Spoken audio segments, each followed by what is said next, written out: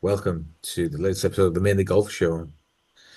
It's been another memorable week in the world of golf. Scottie Scheffler goes back to back at Jack's Place, winning for the third time on tour this season, following up his PGA Championship success at Quail Hollow. Over in the DP World Tour, a maiden success for Nikolai von Dellingshazen, easy for me to say, to win for the first time and the first German winner on tour in the best part of 3 years, beating compatriot Manuel Schneider. This week, we're north of the border in Canada for the RBC Canadian Open, whilst over in Holland, Dutchman Juice Loughton bids to win for a third time at the KLM Open. We are Twig, Hep, and Marv. This is the Mainly Golf Show.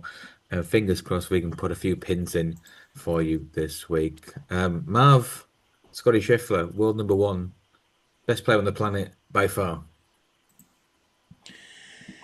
By a long way.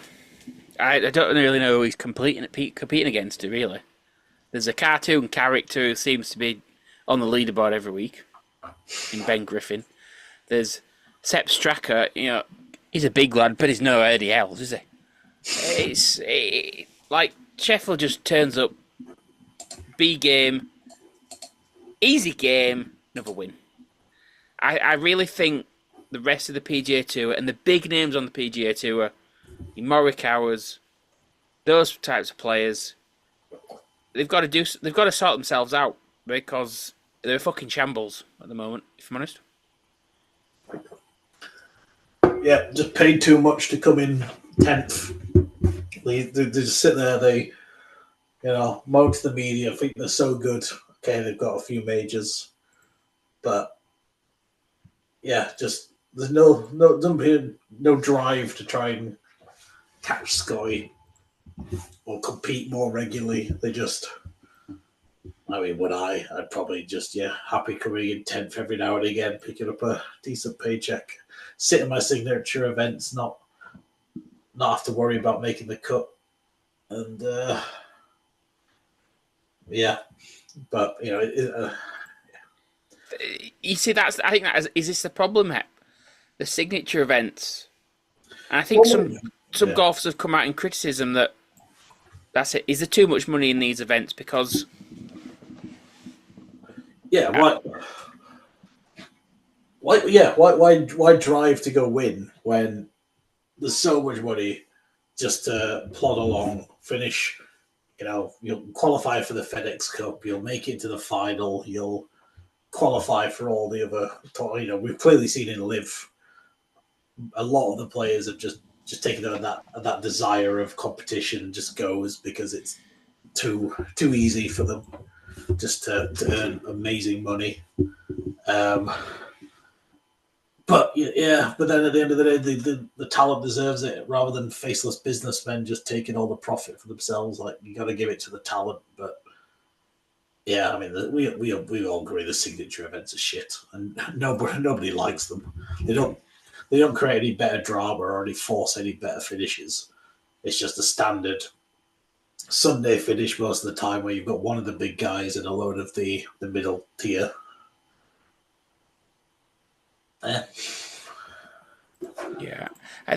we might be doing a disservice to some of the players, and as you say, looking at the Memorial Tournament leaderboard, Scottie at 10 under, Ben Griffin at 6, Sepp Straka at 5. There wasn't that many players under par. It's a hard golf course, but it just seems that Scottie is so far clear that, from what I saw, he was just strolling around on a Sunday afternoon.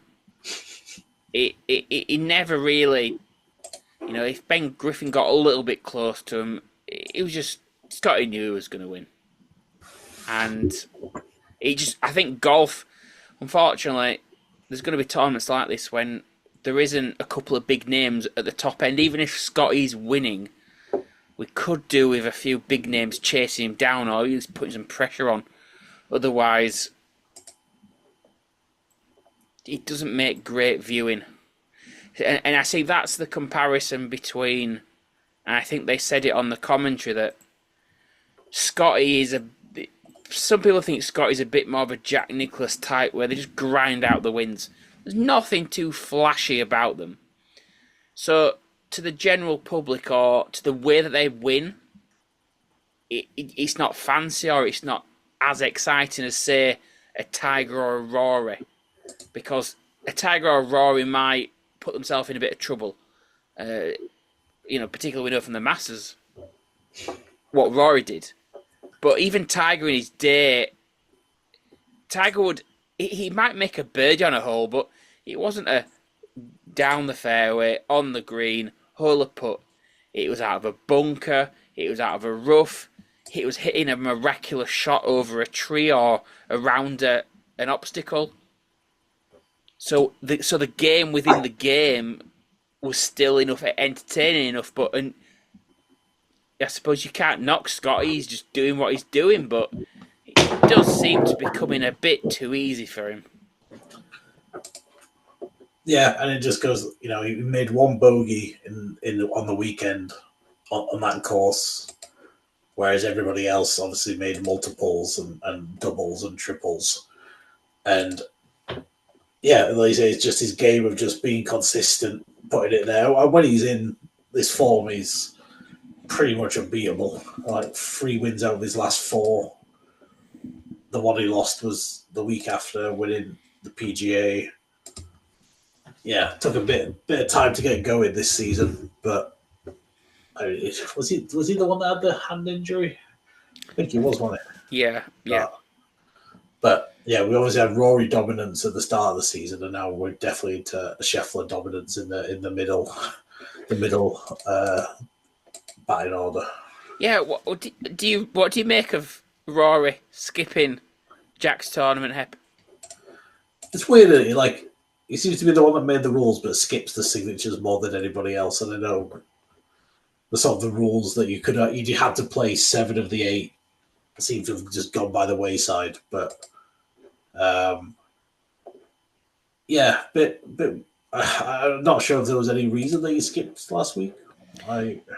Yeah, I do wonder. Is he sponsored by RBC? And maybe he thought, I don't want to play both weeks. I think there's some connection. So yeah, I think he was always going to play, because I think he played this. I think he might have played this the last 2 or 3 years. But yeah, why he would skip Memorial, I don't really know. I think he skipped Heritage, didn't he, after winning the Masters, which is another. Yeah, I think I read that he skipped the Centuries. The Century, the sort of first tournament of the season, sort of all the champions play. Yeah. So, as you say, he seems to just be doing what he wants to do, Rory, these days. And supposedly, Jack Nicklaus, I think, revealed that Rory didn't phone him. There was no personal contact to say, oh, by the way, Jack, I'm not playing this week. Whether the media was, took that story and decided to bend the truth a little bit to make it into an even bigger story, I don't know. But it was a bit, and again, back to the problem with these signature events. They're supposed to, in a way, bring everyone, all the best players together outside of the majors, but when players are then skipping tournaments, it starts to dilute them, and in hindsight, then if people are going to skip them, would they be better going back to just literally 100 and 150 odd players as opposed to the smaller fields? And sure, Scottie might still have won, but I suppose in theory, the more players in opposition, maybe the more chance somebody might have a week of a lifetime and actually run him close, maybe. Do you think the media's scared of Rory, Marv? I think Rory has certainly got, and probably even more so after the Masters, that nobody wants to criticise Rory. And I think maybe as the media got to a point that they felt they like Rory so much, but they also felt so sorry for him. They just, certain media at least, so we know Sky Sports in the UK, they'll never have a bad word to say about Rory. But I think the problem is you've got to get a fine balance, haven't you? That players do need time off. Look, they can't play every week. I'll accept that. But also, they need to play enough together in the bigger tournaments, particularly the ones that are supposed to be the bigger tournaments, because it is a product that they are putting out there for fans. And again, it is back to, if any sport, without the fans, there wouldn't be the sport, would there? So, Well, the PGA Tour is almost a collective, right? It's a professional golfers association tour. You need collectively to be pulling together to do things that are in the best interest of the tour, of the product, right, as opposed to yourself and your schedule. So it might be a case where you should be there to play the bigger events. That's the idea behind the signature series, right? You're there to yeah. play because we're going to put a lot of money behind the marketing of these events to help build the tour, which in the long run will make sure you guys get paid more. There's more prize money, there's more exposure. If you go, nah, I just don't fancy it this week. See, I suppose on the flip side, if all the top players committed to all the signatures, like if there was what Hep said, I think a penalty that you could skip one in previous years, one a year at most, would that then have a knock-on effect that you've got majors outside of the FedEx Group, you've got majors, signatures, and then every other tournament more or less becomes like the B League because the big players would automatically skip all those. So is that then the fact that there's too many signatures? There's too many of these tournaments. Is a 6 or 7 or 8 a season? That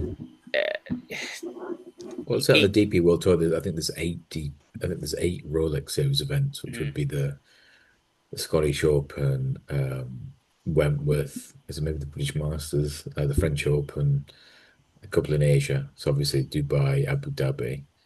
So then the big players generally get, and they do it around when there are lesser events on the PGA Tour. So they're looking at players. 8's probably about fair, but I think there's too many of these. I think the one thing, Will, is you're never going to get a perfect schedule, are you? Again, if Rory's committed to the RBC because of sponsor reasons, whatever, it is what it is. If he wants to play the week before the major, then it's not going to be perfect for everyone, but it certainly feels as though we're missing out on the big names playing against the big names as much as they should be doing. Yeah, I wouldn't be surprised if next year there's loads of people skipping. Like every signature event has like 2 or 3, because once somebody's allowed to start skipping them, then everyone will, and then you'll have them without Cantley and more that second tier of potentially 30 to 1 shots. You'll have like 2 of them missing and plus one of the big guys, and Well, speaking of Rory, he's the general not 4-1 92 favourite this week. He's I think 2-3-time winner of the RBC Canadian Open, won here in 2022 when Hep and I chopped it off with the DraftKings. Winner, I think, 2019 when he broke the track record. He broke the course record. Given Scheffler was a strong favourite last week. Read an 11-4 mark. Surely Rory's a bet 92 this week. If you're a Rory fan, big if, then maybe it does feel like Christmas has come early. But what Rory will turn up, and I think it probably is a little bit skinny, isn't it, for me? 6 or 7 to 1, maybe it's worth the chance that, but you're never going to get that price because we're getting 7 to 1 Rory. It's too much for each way. Yeah. So no, for me, I definitely avoiding Rory this week. Interestingly, this is the first tournament he's played since he ignored all those questions at Quail Hollow about the illegal driver. And given the fact he is, former champion, he's going to be under a lot of scrutiny. Don't give him an interview on Thursday morning because he certainly won't be happy with that. Hep, you were a big fan of Harry's English last week. We didn't record, but you put him up in our one and done. Do you have a couple of long shot laddies for the loyal followers out there to keep an eye on this week? Yeah, same as Marv. Sort of look past Rory, but re-looking at it, like you look at who's the next 5 on the board. You've got Ludwig, who isn't playing particularly well this season. Then Connors, how did he win early in the season at Bay Hill? And Jesus. Yeah. Then Corey Connors, who never wins. Lowry, who never wins. Bobby Mack. I can see Bobby Mack win this Sam week. Burns never wins. Sung Jae never really wins. Sung Jae is bad. So like you look at who the 10 players behind Rory, and then you'd have to Harry Hall and Keith Mitchell never win. Like 92 looks pretty good, but yeah, I am taking a couple of long shots this week. Well, 3. The first one's going to be, and there's no real reason apart from I think the number's just a bit big for the name and how they've been played a bit. So yeah, Justin Rose at 70s, 66 to take the 8 places that I'm going to take, and Benny Arm at 75 for 8 places. Benny had a pretty shit week last week, but I do trust his talent. I think he's better than the people he's around. And at 80s, I could see him get a place. And then the real long shot is my old Camilo Vegas guy. He's down at 900 to 1 for 12 places.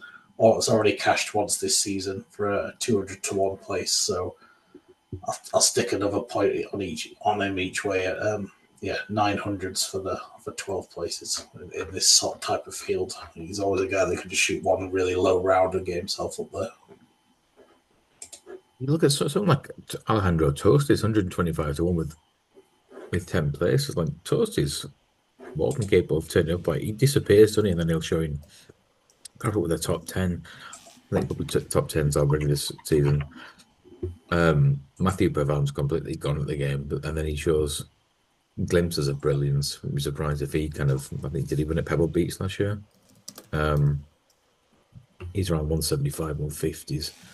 But it's really hard. I think you've got to be ultra confident or ultra kind of headstrong. Like Max Homer's one where you think, I don't know where he found that form in the PGA. If he's anywhere near back to his, I don't know, his best. Yeah, he's the best about 50 to 1 with 10 places. Like that wouldn't be too bad a show. Yeah. I saw some people tipping him up before that PGA event, so there's obviously some signs that his game is turning around a little bit in that deep down in the shot strokes gain stats, but I've not seen it anyway apart from that PGA fluke.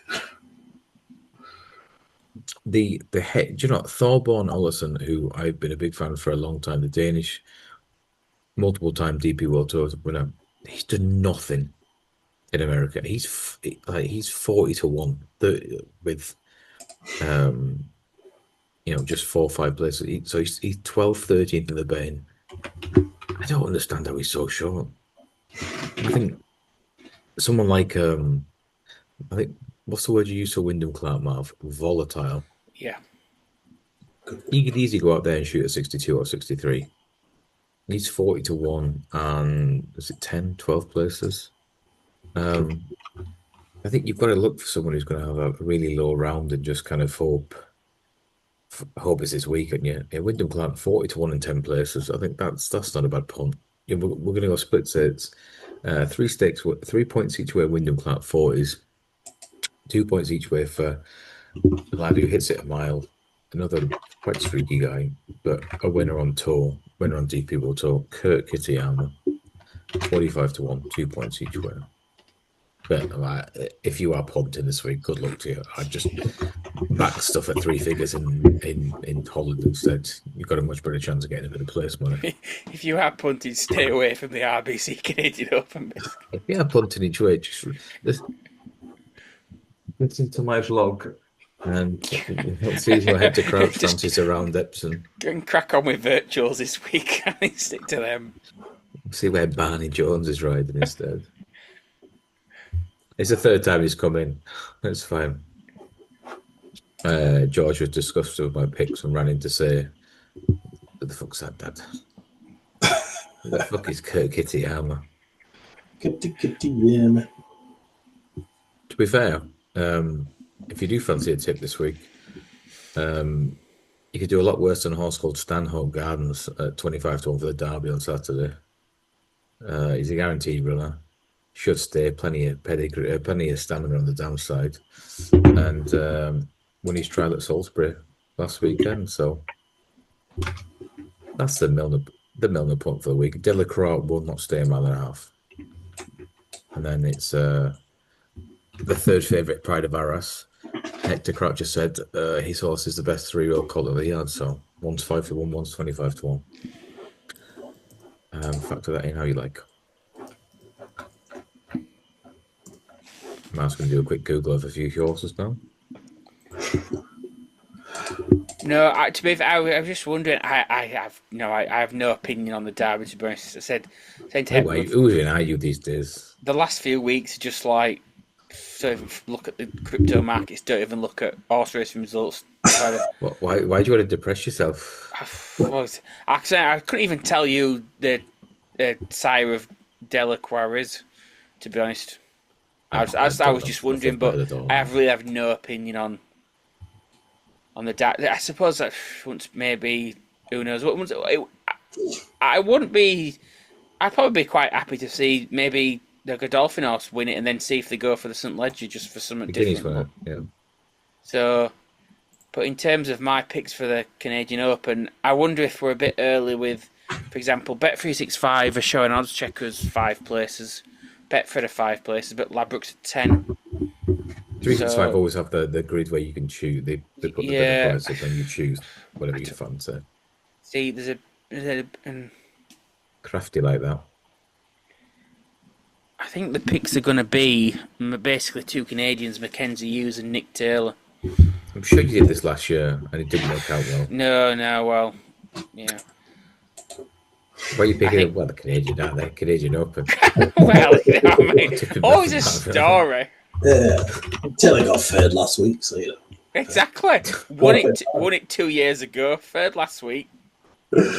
He was so lucky when I can't. But that celebration was why do you want so much? It was Justin Leonard at fucking, was it Pinehurst? No, it was the New Ryder York, Cup. wasn't it? Yeah. Or was it Brookline? Was it 99? Brookline, yeah, that's it. And like our Fabler had put to half, but they've already fucking run off dancing, haven't they? Thanks. Adam Hadwin got body checked, didn't he? By yeah. This is how popular some golfers are. Like some bouncer thought Adam Hadwin was just a guy really dull, and then he got absolutely body checked. Professional golfers show you how bad. Yeah, get off the fucking roof. But man, who have you gone for this week?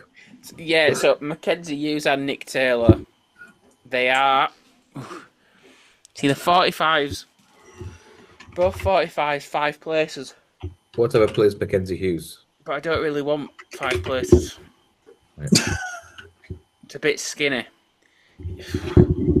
Bit like He's. I think on that basis, I'd probably take the both 35s and 8 places with Hills. Mal, we've got our loyal followers of this podcast.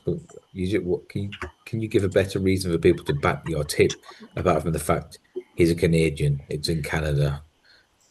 Imagine if we go behind the paywall. This is embarrassing. Nick Taylor finished 3rd last week. Not Nick Taylor, Mackenzie Hughes. Don't really have any reason for Mackenzie Hughes, to be honest. Fucking pin job Preston's back. Yeah. This is the guy who's leading in the season-long picks. So I'd rather just not pick anyone and save me 10 points, if I'm honest. But I don't think that's really an option. All right then. Okay, we won't pick Mackenzie Hughes because we'll go. Pick him. It's just no, change his mind. Just wait for Mackenzie Hughes to absolutely shit in now. That would be funny. That good content. No. You won't let me back him. I'll find someone else. So sick. We will go with. Do you know what? I just mentioned this just on Rory. I was doing a bit of research. Rory's figures at Memorial were 10-5 miscut, 57, 15, 4-8 miscut, 32, 18, 18, 7, 15. It's one of his worst performing like courses on tour. So he just thought, fuck it, not playing that. Can't be asked. Yeah. Grand Slam asked him this week. Do they not know who I am? Yeah. I'm a Grand Slam winner, yeah. Me and Tiger basically the same. Any of you guys Grand Slam winners? Exactly. Shut the fuck up. I am the Rose. Jack Nicklaus. Who the fuck is Jack Nicklaus? Golden Bear, Olden Bear, fucking fossil. Get out of my way. I think instead of I'll go with Nick Taylor, and I'm gonna throw in Ryan Fox. Foxy. He won think the he's- Punta Cana. He won I the think- Punta Cana. Was it 3 weeks ago? Yeah, But must be in form. he must be. He probably must be. So Serial we- winner on the DP World Tour, big hit in New Zealand. His dad was an All Black as well. So fine pedigree. yeah, we'll go Nick You knew Taylor. all that already, yeah. I knew it was New Zealand. That's all I knew. Fucking mouth specialists and fits golfers and their nationalities. Yeah, fucking New Zealander. Yeah, he's a Canadian. So- Back him around Canada. Peter Ludwig Albert goes for the Swedish Open. How fucking far. To be fair, if he's playing the Swedish Open, fuck me, he'll be short as out. Did he actually? To be fair, did he win it last year? I think he might have done actually. If he's Yeah, playing but- anything on DP World Tour. Yeah, so just let me get these picks out before the last view, at least, before he's left. Nick Taylor, 35-1. He's 8 places with the Hills. So he will be Points. 3 points each way on Nick Taylor. 3. And then 2 points each way, Ryan Fox. And I'll stay with Hills. 66-1, 8 places. Did not win the Swedish Open. Shit bastard. Hep your tips, please, before we get interrupted by another child. So yeah, Camille Vergeas, 1 point each way at 900s, 2 each way Rose at 66s, and I changed for Bedion to Rio Hisatune 60s. Isatsune. Silent Hisatune. T. You English butcher. That guy's playing much better than Bedion, so I'll take him instead at 60s. What's his? Do you know what Johnny Vegas? Horses of courses. Jonathan Vegas. Not even playing this week. Never mind. I think he's even playing. Yeah. Jonathan. Right, so I've wrapped this up because I've been online long enough. I've just not been here. 3 points each way, Wyndham Clark at 4. There's 2 points each way. Kurt Kiriyama for the alliteration, 45-1. My English teacher will be proud. Marv, you're 2. No, Mackenzie Hughes, Nick Taylor and Ryan Fox. Nick Taylor, and Fox There's your and winners. Apple. Just Vegas. Fucking hell. Yeah, you must, next time you have a job interview, just have a little bit more pizzazz about you, because this is like fucking corpse like. You cut out, I didn't hear what you said. Can you just reaffirm your picks, please? I just said them. Yeah, Vergeas, Rose, It and doesn't matter. It's not going to Hisatune. win anyway. It doesn't matter. Shut the fuck up. I've been tweaked. He's been Marv. He's been Hep, and George Miller's been a pain in the ass. We'll see you all next week for the US Love you, Open. George. Around, where's the US Open this week? Next week, Pinehurst? Oakmont. Oh, well, we're off to the northeast. Ta-ra.